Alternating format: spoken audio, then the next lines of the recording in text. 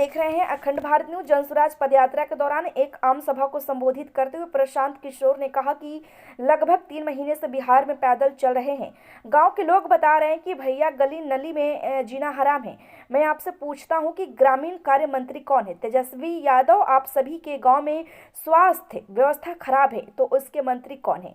तेजस्वी यादव, आप शिकायत मुझसे कर रहे हैं। अगर इतनी समस्या होने के बावजूद आप इन्हें बार बार चुन कर ला रहे हैं तो आपकी ऐसी क्या मजबूरी है?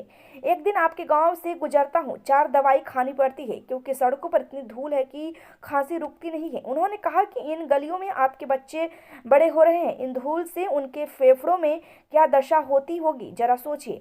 आपको आपके बच्चों की चिंता ही नहीं है। मैं महागठबंधन की मदद इसलिए नहीं कर रहा हूं क्योंकि मुझे पूर्ण विश्वास है कि नीतीश कुमार फिर पलटी मारेंगे।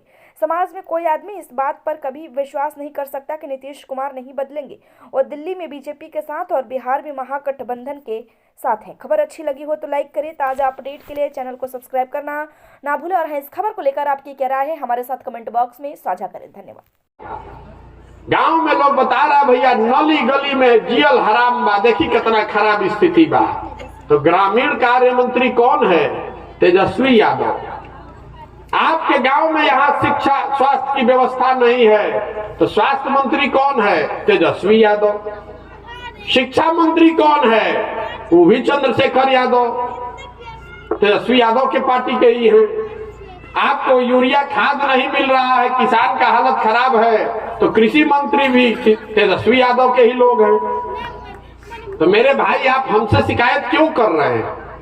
आपकी सरकार है, जिसको आपने आंख बंद करके वोट दिया है वही आदमी मंत्री है।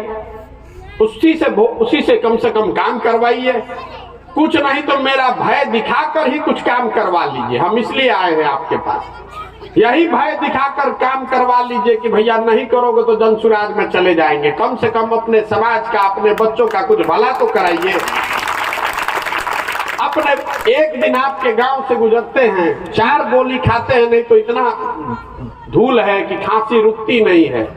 इन्हीं गलियों पर आपके बच्चे दौड़ते हुए बढ़ रहे हैं, उनके फेफड़ों की क्या दशा होती होगी, जरा सोचिए। आपको चिंता ही नहीं है तो कैसे सुधरेगा?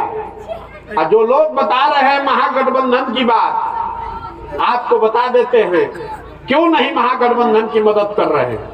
इसलिए नहीं मदद कर रहे हैं कि जिस नीतीश कुमार को आप दांव लगाना चाहते हैं, फिर से लिख कर रखिए, ये आदमी आपको फिर से ठगेगा।